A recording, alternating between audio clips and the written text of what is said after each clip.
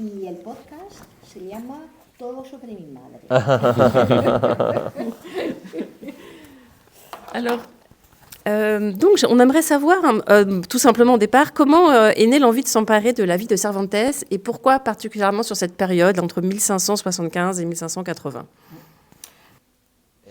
Oui, en fait, c'est une période qui est très intéressante. En fait, ces 5 années de captivité de Cervantes, quand j'ai appris ça, ça paraissait un roman d'aventure d'Alexandre Dumas directement.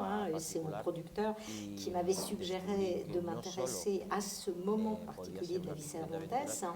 Et ce moment-là m'a paru non seulement intéressant pour être le matériau d'un film d'aventure, mais aussi pour montrer comment l'esprit d'un grand auteur, d'un grand raconteur d'histoires va se former, et comment va se former également en fait un être humain intéressant.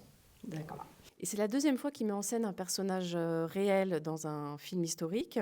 Qu'est-ce qui est intéressant pour un réalisateur dans cette démarche? Oui, c'est pas la deuxième fois en fait, c'est la quatrième. Il y a Mar Adentro avec Ramón San Pedro, il y a Hypatia de Alexandria avec Agora, il y a Miguel de Unamuno sur Lettres à Franco. Et ce qui m'intéresse en fait avec un personnage historique, c'est pas tant sa biographie que des moments, des périodes particulières de la vie de ces personnages qui vont me permettre en fait de comprendre comment s'est formé leur esprit, mais aussi quelquefois comment l'esprit de l'époque, la mentalité de l'époque dans laquelle ils ont vécu aussi s'est formée, comment elle était. Ça me permet en fait, cette plongée dans le passé, ça me permet de comprendre mieux le présent et aussi d'imaginer l'avenir. Mais là, en l'occurrence, comme c'est une période très ancienne, c'est peut-être moins documenté que pour les autres personnages qu'il avait des précédents films. Et là, est-ce que l'intérêt, c'était pas aussi de permettre plus à l'imagination de se développer Oui, en fait, quand j'aborde une histoire qui se déroule dans le passé, j'essaye en fait d'abord, à la manière d'un archéologue, de réunir toutes les informations possibles sur la période qui m'intéresse.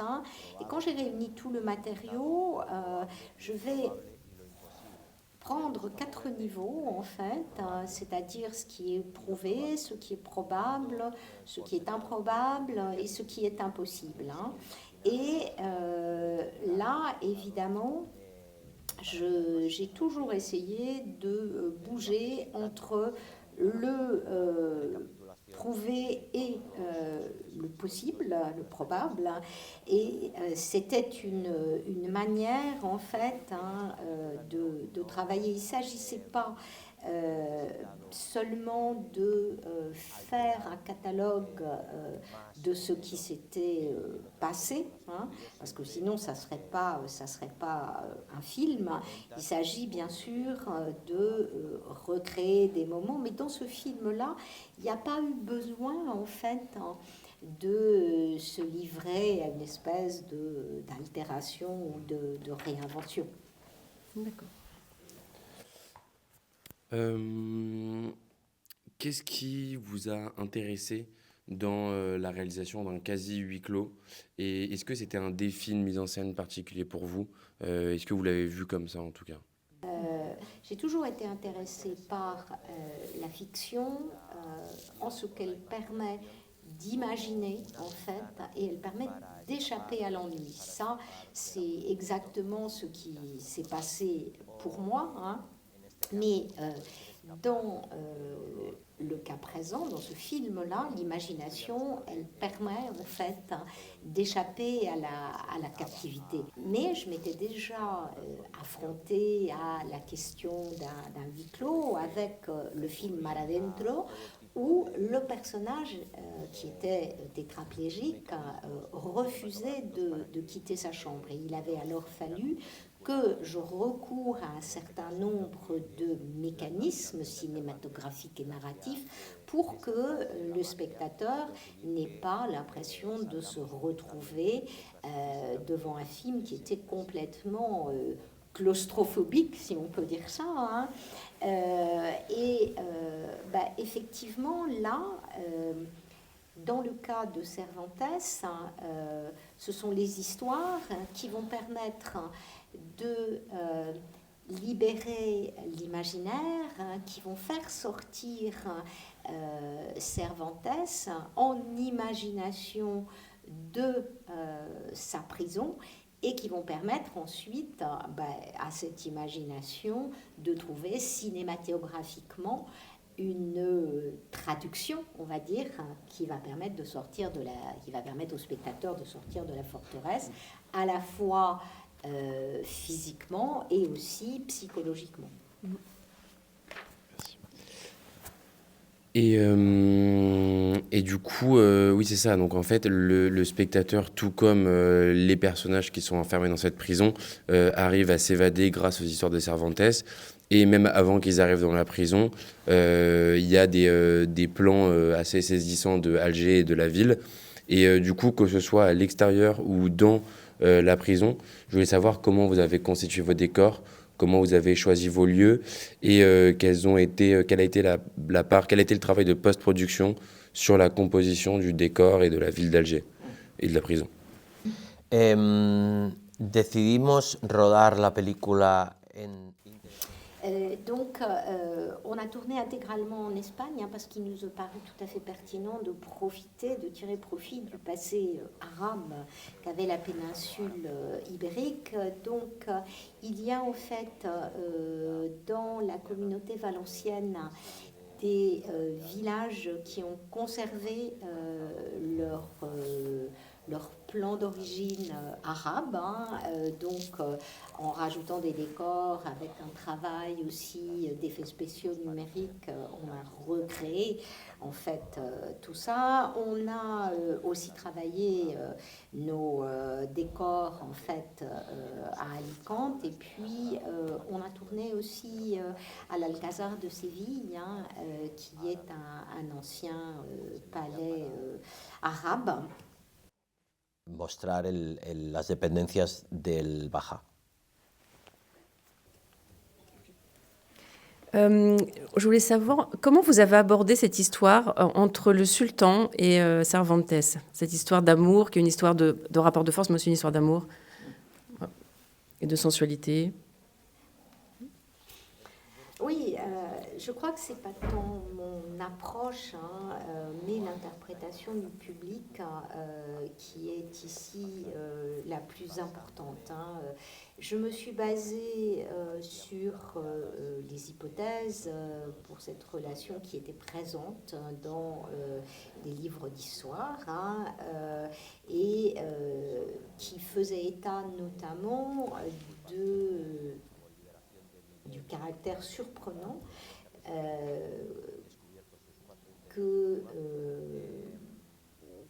comment redire ça ? Ces livres d'histoire faisaient état du caractère très surprenant de la manière dont Miguel de Cervantes, malgré 4 tentatives d'évasion, avait échappé à la torture et à la mort. Et donc, à partir de là, moi, j'ai mis l'accent sur cette relation, en fait, qui est à la fois une relation de séduction intellectuelle, une relation de séduction homo-érotique, mais je crois que c'est le public, quelque part, qui va décider si la relation qui s'établit entre Hassan et Cervantes est une relation de domination ou si c'est une relation qui est mutuelle et qui est consentie. Hein. Voilà, c'est le public qui va décider comment Cervantes la vit, cette relation-là.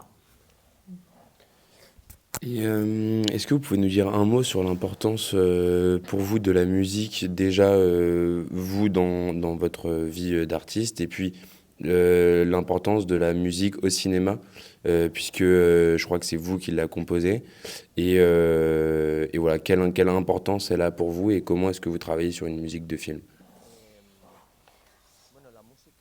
Oui, alors la musique de cinéma, hein, elle m'accompagne depuis l'enfance. Je suis un grand admirateur de la musique de film. C'est quelque chose aussi qui m'accompagne encore aujourd'hui au quotidien, hein, parce que quand je sors dans la rue, j'en écoute. J'écoute de la musique de film ou alors je fredonne en fait. J'invente comme ça des mélodies. La musique m'inspire bien sûr quand je suis en train de travailler en fait hein, sur différents projets. C'est aussi la musique pour moi en fait l'instrument avec lequel je vais communiquer avec le public. Hein. C'est vrai que j'ai un peu le sentiment de m'inscrire à l'inverse de ce qui pourrait se faire aujourd'hui, c'est-à-dire des films qui sont sans musique ou des films où la musique est vraiment quelque chose qui est travaillé avec d'autres sons du film pour faire et sert de base quelque part à cette bande sonore. Hein, moi, j'ai une vision de la musique de cinéma qui est beaucoup plus classique. Je la vois comme quelque chose qui s'inscrit dans la continuité de la création opératique. Et pour moi, j'ai besoin de la mélodie. Pour moi, la musique, j'ai une manière d'envisager la musique et de traiter la musique qui est plutôt très classique, en associant souvent des thèmes musicaux à des personnages. Hein, et je sais bien que voilà, cette manière de concevoir la musique de film est à contre-courant de ce qui se fait aujourd'hui, mais c'est vraiment ma manière de voir la musique, et pour moi, c'est vraiment la mélodie qui est essentielle. Au début de l'interview, vous disiez que dans les films historiques, ce qui vous intéressait, c'était le lien avec le présent. Et là, je voulais savoir, en l'occurrence avec ce film, quel lien vous aviez envie de mettre en avant. Oui, une des choses qui m'a le plus frappée, en fait, quand j'ai travaillé sur le document historique pour préparer ce film, hein, ça a été la vie à Alger à cette époque, c'est-à-dire comment les corsaires se promenaient dans les rues avec leurs garçons, voilà, dont certains étaient habillés en femmes, hein, quelque chose qui, pour moi, se rapprochait beaucoup de la fierté gay qu'on peut retrouver aujourd'hui dans des villes occidentales. Hein. Ça m'a aussi permis, quelque part, de relativiser ce qu'était la moralité et ce qui était acceptable en termes de comportement hein, par une société à un moment donné, comment la vie, en fait, comment la sexualité pouvait exister de manière libre et la sexualité homosexuelle pouvait exister de manière libre dans l'Alger du XVIe siècle, bien plus qu'en Castille à ce moment-là, et comment aujourd'hui on est dans un renversement en fait des situations. Hein. Et puis c'était intéressant aussi de mettre en question ce qu'avait pu être la sexualité de Cervantes, et ce faisant de rentrer d'établir un dialogue avec ce qu'est aujourd'hui la société espagnole, parce que Cervantes est vraiment une icône et que, d'une certaine manière, envisager cette possibilité et quelque part mettre au défi ce qui pourrait être une idée préconçue de cette figure littéraire et historique. En outre, ça m'a aussi permis d'interroger ce qu'était la situation de la femme, traditionnellement discriminée à la fois dans les cultures chrétiennes et musulmanes, et en tout cas avec ce personnage de Soraya qui est présente dans le Don Quichotte, questionner comment la femme peut avoir davantage d'autonomie en n'étant pas forcément amoureuse d'un homme avec qui elle a des relations ou en ne suivant pas forcément les injonctions paternelles. Votre salle de cinéma préférée? Tu cine preferido? ¿Mi cine o mi película? No, tu cine, la sala. La sala de cine. La sala de cine. Alors il y en a deux en fait. Il y a une salle à Barcelone qui s'appelle la salle Phénoména et ensuite à Madrid, dans la Cité du cinéma, la salle 25 du Kinépolis. Et quel film vous aimeriez n'avoir jamais vu pour avoir le plaisir de le redécouvrir pour la première fois? Enfin, de le découvrir pour la première fois. Alien, el octavo pasajero. Alien, le 8e passager. Cada vez que la veo con alguien nuevo que no la ha visto, digo, qué suerte tienes.